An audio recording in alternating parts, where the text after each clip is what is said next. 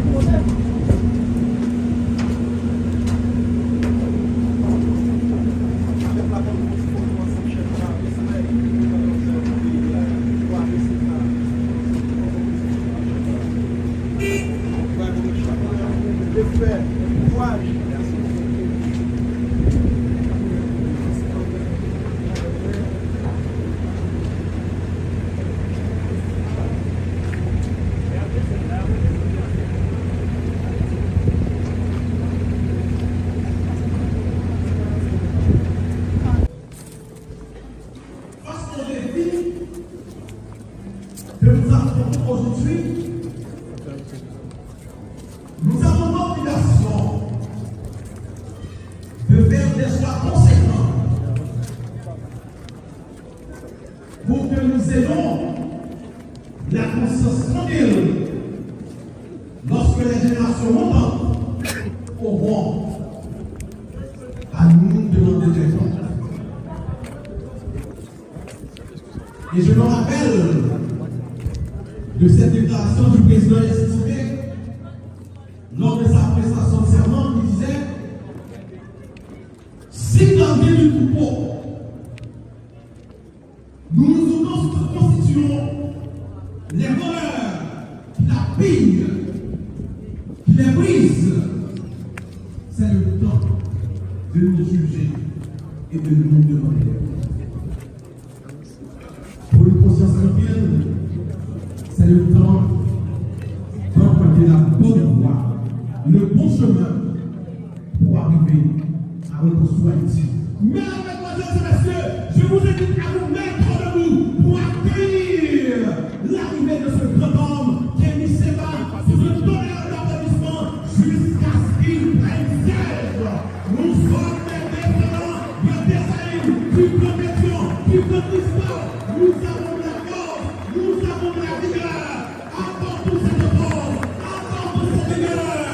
Accueillez Seba et son équipe pour lui, pour l'avenir. Kenny, ici on a dit, tu n'es pas exilé, tu es chez toi. Jusqu'au nous prenne, s'il vous plaît.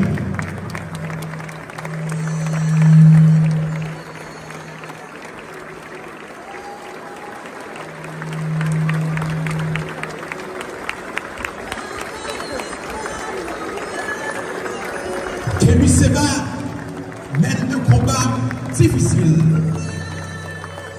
Un combat pour lequel beaucoup ont été abandonnés sur le chemin. Beaucoup ont perdu leur vie. Mais lui, il continue à combattre. À partir de cet instant, lorsque Kémy Seba va prendre la parole, je veux que vous vous redéfinissiez. Trop souvent, pour définir le noir, il recourt à quelques séquelles de l'histoire des descendants d'esclavage. Mais non! Nous sommes des descendants du roi Christophe. Nous sommes des descendants de Pharaon. Nous ne sommes pas des descendants d'esclaves. Nous sommes des descendants de rois. Nous devons nous voir comme tels. Nous devons nous traiter comme tels. Et sur ce, vous allez vous mettre debout pour accueillir Kémy Seba qui va vous entretenir. On y va, mesdames et messieurs. On y va.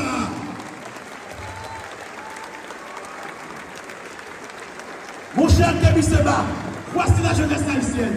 Cette jeunesse debout, assoiffée d'espoir, qui vous choisit comme son modèle. Dites-nous ce que nous devons faire, sur quel sillage marcher.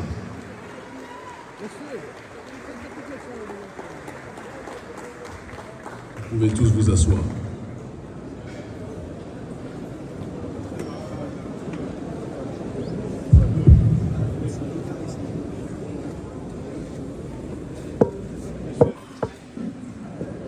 Avant toute chose, j'aimerais, avec la profondeur la plus grande, vous demander à chacun d'entre vous, chacune d'entre vous, qui êtes ici sur ce campus, étudiants, professeurs, journalistes, vous tous qui auriez pu tenter de partir, de quitter Haïti, quand on connaît les conditions extrêmement difficiles qui traversent le pays.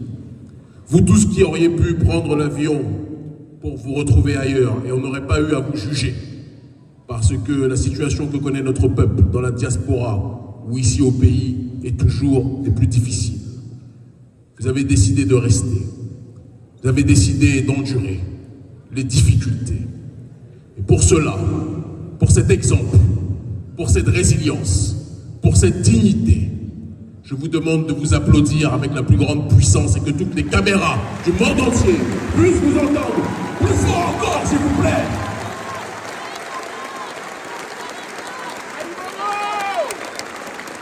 Vous êtes restés quand vous auriez pu fuir.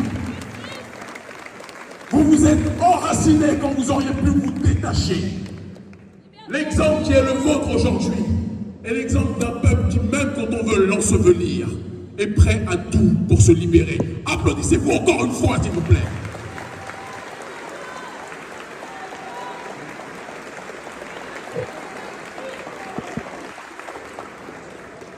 Je sais que je dis ça, mais si certains ont l'occasion, peut-être qu'ils prendront l'avion. Mais la réalité est la suivante. Quand un peuple subit autant de persécutions, un peuple subit autant de censure sur le terrain économique, sur le terrain politique, subit autant de déstabilisation, mais que ce peuple est encore debout, c'est que ce peuple-là, le jour où il réanimera la flamme de l'espérance, ce peuple deviendra un centre de gravité pour le monde noir dans sa globalité.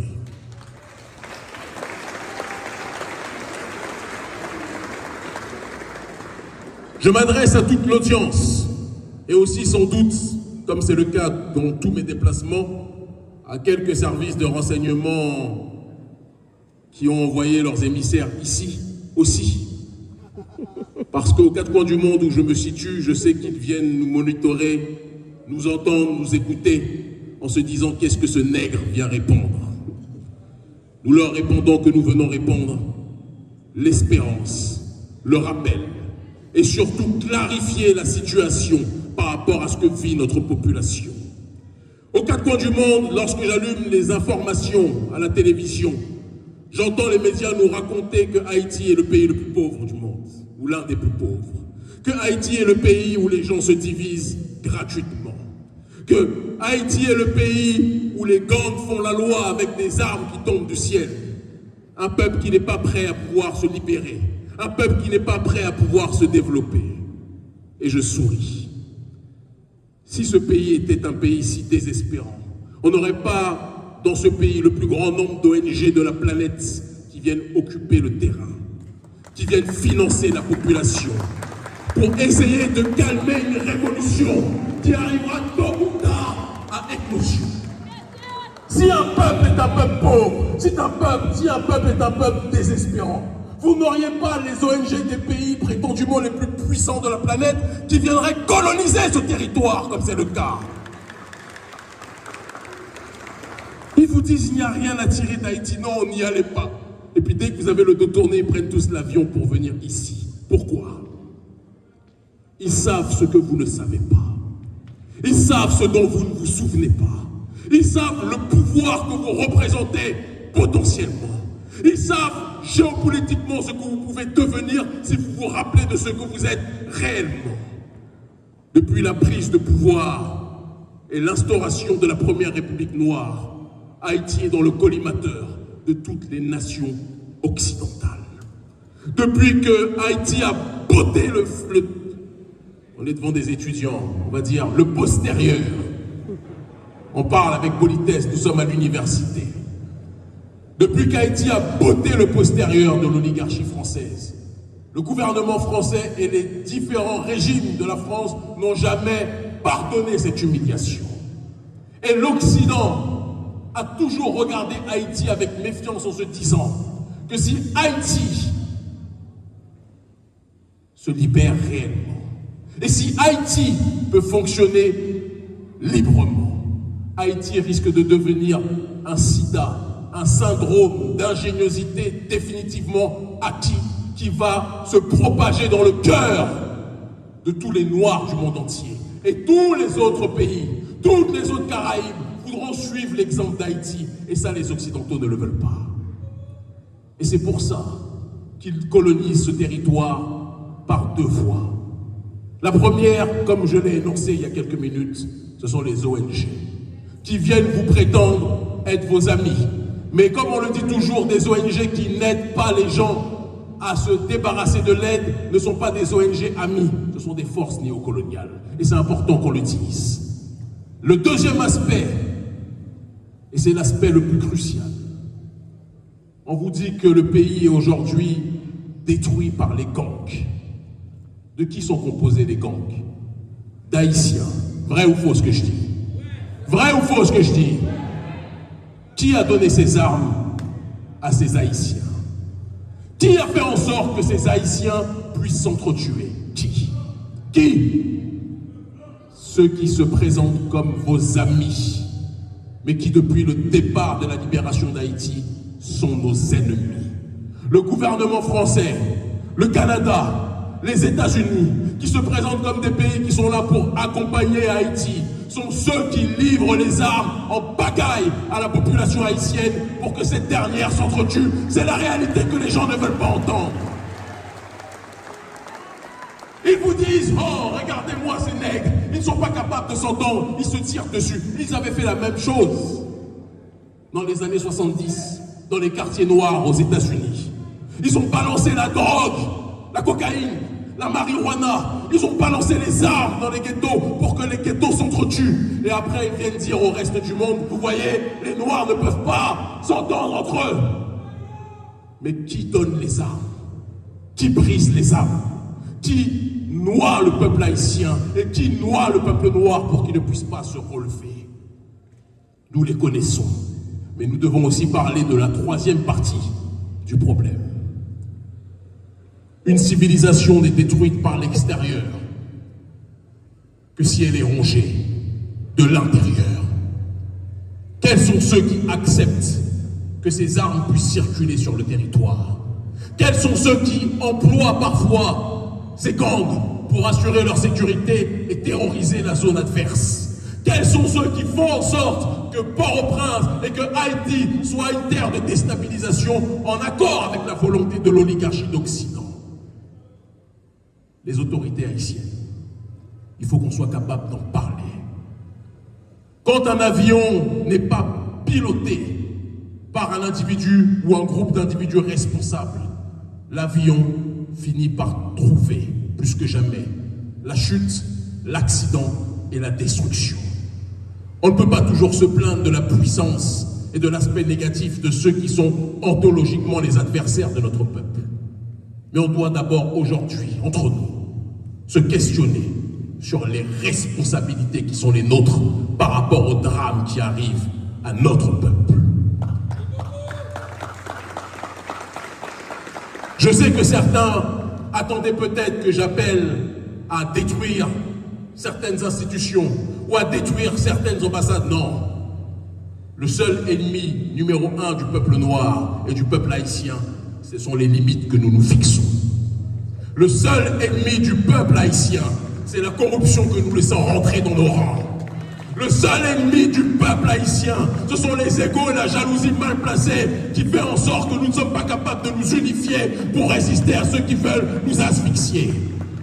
Le seul ennemi du peuple haïtien, c'est l'injustice sociale qui fait qu'une minorité a tout, pendant que la majorité vit dans une effroyable pauvreté. On ne peut pas passer notre temps à critiquer le néolibéralisme à l'extérieur quand nous avons une petite caste à l'intérieur qui prend 95% des richesses et qui laisse 99% de la population avec 5% des richesses à se partager. Ce n'est pas possible. Oui, le colonialisme est à Washington. Oui, le colonialisme est à Paris. Oui, le colonialisme est au Canada. Mais on doit commencer par lutter contre le colonialisme à l'intérieur de nos rangs.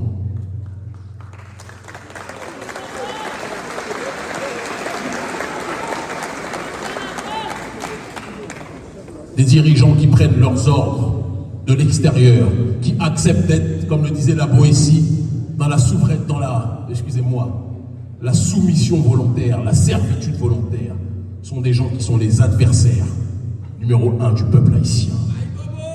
Et si nous ne prenons pas conscience que lorsque les élites ne font pas leur travail, le peuple doit le faire lui-même, nous ne serons pas capables de faire bouger les lignes pour que notre peuple puisse plus que jamais se libérer. Je vais vous parler,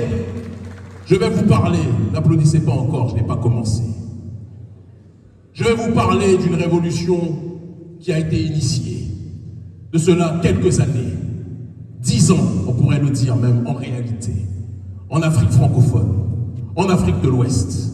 Aujourd'hui, il est coutume pour toute personne noire dans le monde de parler des présidents de l'AES. Et je rends un hommage particulier au président auquel je suis le plus lié institutionnellement, le président du Niger, Abdourahmane Tiani. Je vous demande de l'applaudir très fortement, s'il vous plaît. Je rends hommage aussi à mon frère, le président du Burkina Faso, Ibrahim Traoré.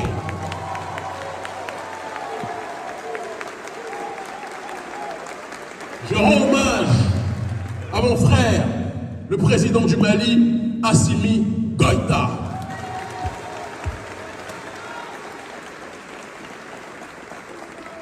Mais je vais être obligé de rendre encore plus hommage à ceux qui sont responsables de l'émergence de ces dirigeants. Parce que l'erreur cyclique de notre population, c'est de croire que ce sont des hommes ou des femmes providentielles qui font la révolution. Ce n'est pas ce qui s'est passé. Les 3 dirigeants que je viens de citer ne sont pas les initiateurs d'un processus révolutionnaire. Ils sont le résultat d'une mobilisation de plusieurs années, des masses populaires de cette région qui ont décidé de prendre en charge leur destinée, qui ont décidé d'arrêter de subir la persécution, qui ont décidé d'arrêter de subir l'injustice sociale. Ils voyaient la corruption comme vous la voyez.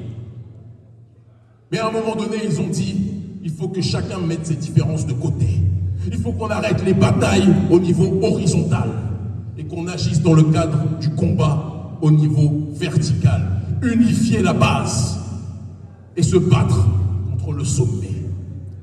Ils se sont mobilisés, nous les avons accompagnés, nous sommes au milieu d'eux, en première ligne même, mobilisés. Nous avons réussi à bousculer les régimes marionnettes de l'Occident. Le président du Mali est tombé. Le président du Burkina Faso est tombé. Le président du Niger qui mettait, quand nous venions faire des manifestations contre la puissance néocoloniale au Niger, qui mettait des drones juste au-dessus de notre résidence, qui nous surveillait, qui nous persécutait, qui nous faisait agresser par ces chiens de service. Le président du Niger a chuté parce que le peuple a décidé de croire en lui-même. Qu'est-ce qui fait la différence aujourd'hui entre le peuple au Sahel et le peuple haïtien? Le peuple haïtien est à la base de la révolution au Sahel. La révolution haïtienne est la matrice du combat qui se déroule aujourd'hui au Sahel. Et les gens ne le savent pas, ne le disent pas assez. Mais moi, je veux insister sur ce fait. Lorsque nous menons la révolution, j'écris un livre en 2018 qui s'appelle L'Afrique libre ou la mort. Un chapitre entier de ce livre est dédié à Haïti. Entier.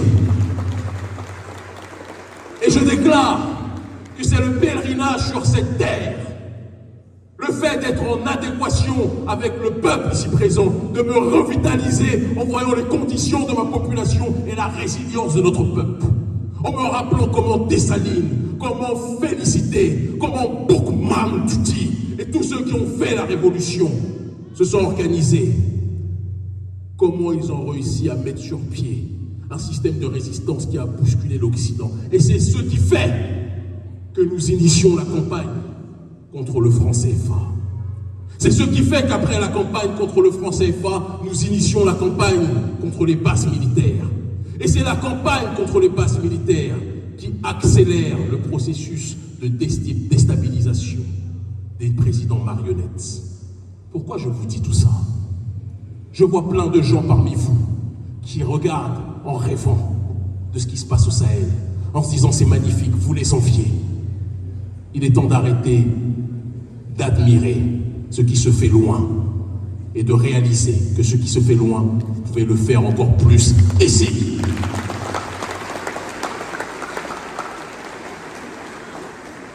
Qui est-ce qui empêche, avec aujourd'hui l'aide d'Internet, d'organiser des mobilisations contre les différents adversaires de la population, ceux qui pillent les ressources du pays? Numéro 1, les puissances néocoloniales qui se présentent comme vos amis. Numéro 2, et troisième point, contre ceux qui acceptent d'être instrumentalisés pour déstabiliser le pays. Qui est-ce qui vous empêche de vous mobiliser pour cela? Qui est-ce qui vous empêche de vous organiser comme les gens se sont plaints, se sont mobilisés contre les détournements de Pétro-Caraïbes, etc. Qui est-ce qui empêche notre peuple ici à Haïti de commencer des mobilisations contre ceux qui sont les ennemis en réalité identifiés? Il faut que chacun d'entre nous se pose des questions.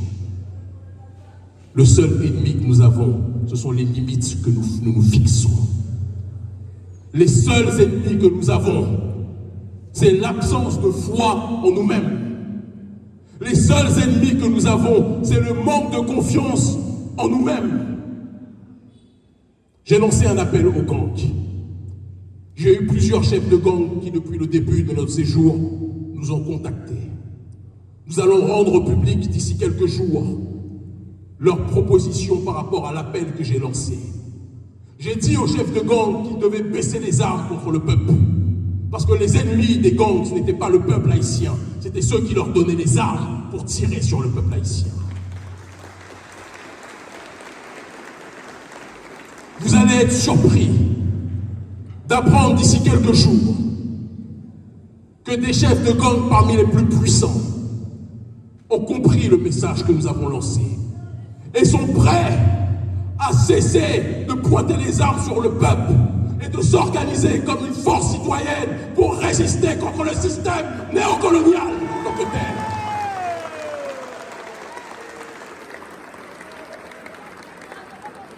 C'est pour ça que le gouvernement américain ne voulait pas que nous soyons là. C'est pour ça que le gouvernement français ne voulait pas que nous soyons là. Parce qu'ils veulent faire croire au peuple noir que l'ennemi du noir, c'est le noir en tant que tel. Mais quand le noir finit par comprendre que celui qui est en face de lui est son frère, quand il finit par comprendre que celle qui est en face de lui, ce n'est pas une personne à attaquer, à agresser, à violer, mais une sœur et une femme à protéger, la dynamique finit par changer. Si le prolétariat haïtien et les gangs comprennent qu'ils ont un ennemi en commun, comment pensez-vous que ceux qui sont en train d'occuper le pays, comment pensez-vous que ceux qui sont en train de coloniser les esprits vont fonctionner? Ils vont tous faire leurs valises et ils vont rentrer à Washington, à Paris, au Canada et ailleurs, parce qu'ils sauront qu'ils sont identifiés comme les forces déstabilisatrices du pays.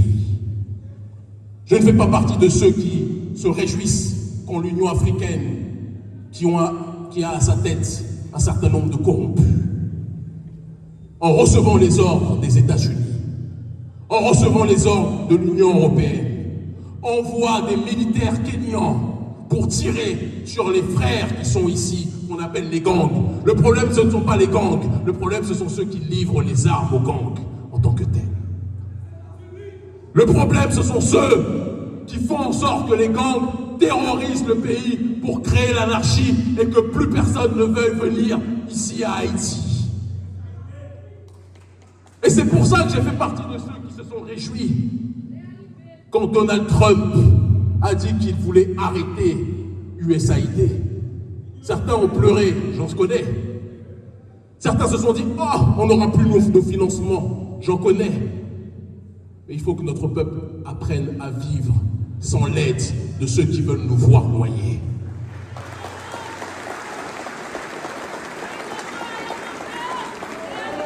C'est lorsque, et c'est vous, peuple haïtien, qui nous avez montré l'exemple au niveau mondial. C'est lorsque l'esclave rebelle décidait de quitter la plantation, se retrouver livré à lui-même, dans l'incertitude, dans l'insécurité, dans l'instabilité. C'est dans ces moments-là de transcendance et de dépassement que l'esclave rebelle finissait par trouver sa voie pour agir dans le cadre de l'autodétermination. Nous n'avons pas besoin de l'aide des gens qui se considèrent comme les messies d'Haïti. Le seul messie d'Haïti, c'est l'haïtien et l'haïtienne en tant que tel. Le seul messie d'Haïti ne peut pas venir de Washington, de Paris ou du Canada. Le seul messie d'Haïti, c'est l'homme haïtien, la femme haïtienne, le jeune haïtien, la jeune haïtienne, la jeunesse prolétaire, la jeunesse universitaire, tous ceux qui sont sur ce sol, qui sont dans la diaspora et qui comprennent qu'ils ne peuvent respirer chaque jour sans penser à comment faire pour relever Haïti. Ce qui nous manque, c'est le rappel de ce que signifie le panafricanisme. La cérémonie du bois caïman, c'était l'unité de diverses esclaves rebelles, de différentes ethnies, de différentes approches spirituelles. Et ils ont décidé de mettre leurs désaccords de côté. Ils ont décidé de mettre leurs égos de côté. Ils ont versé leur sang. Et ils ont fait vœu commun de transcendance pour libérer leur population. Cet exemple-là a créé le panafricanisme. Cet exemple-là est la matrice politique, idéologique, culturelle du panafricanisme qui signifie l'unité des diverses formes d'africanité dans le but d'obtenir une collective souveraineté. Il n'y aurait pas de révolution haïtienne à travers cette cérémonie du bois caïman, il n'y aurait pas eu la révolution panafricaniste. Il n'y aurait pas eu de Marcus Garvey, il n'y aurait pas eu de Malcolm X, il n'y aurait pas eu de Kwame Nkrumah, il n'y aurait pas eu de Thomas Sankara, il n'y aurait pas d'Ibrahim Traoré aujourd'hui s'il n'y avait pas la démarche de révolution haïtienne en tant que telle. Mais comment pouvez-vous inspirer le reste de l'humanité noire et ne pas comprendre que si vous êtes les inspirateurs, vous devez réactiver cette pensée en vous-même? Vous n'avez même pas besoin de Kémy Séba. Vous n'avez même pas besoin d'urgence panafricaniste. C'est nous qui avons besoin de vous. C'est le monde noir qui a besoin d'Haïti. C'est le monde noir qui a besoin de votre réveil. C'est le monde noir qui a besoin de votre résurrection. C'est le monde noir qui a besoin que vous remettiez plus que jamais dans vos cœurs et dans votre esprit le courage et la flamme qui a plus que jamais au commencement ravivé les espérances. Haïti est à une croisée des chemins. Vous pouvez soit aller vers la destruction définitive ou aller vers la résurrection ultime qui pourra être un outil géopolitique fondamental pour le reste de l'humanité. Haïti est, géographiquement parlant, un pays qui est un problème pour l'oligarchie d'Occident. Vous êtes à proximité des États-Unis, à quelques heures de Miami. Le gouvernement américain sait que s'il y a une démarche révolutionnaire ici, il va se retrouver avec une situation bien pire qu'à l'époque de Cuba, du Grand Cuba, lorsqu'ils étaient à proximité du territoire américain et qu'ils étaient dans une dynamique géopolitique autre. Vous vous plaignez, vous souffrez, il y a la précarité, il y a l'injustice sociale, il y a l'insécurité, c'est une réalité. Mais vous avez en vous-même, en vous tous, les clés de votre survie. En vous-même, en vous tous, les clés de votre libération. En vous-même, en vous tous, les solutions pour aller vers la voie de l'autodétermination. Mais il faut que vous soyez prêts à vous engager. Il faut que vous soyez prêts à chercher autre chose que le profit individuel. Il faut que vous soyez prêts à chercher autre chose que la survie égoïste de l'un au détriment des autres. Qui est prêt à donner sa vie pour Haïti? Qui est prêt à donner sa vie pour Haïti? Qui est prêt à donner sa vie pour Haïti? Qui est prêt à donner sa vie pour Haïti? Je ne vous entends pas.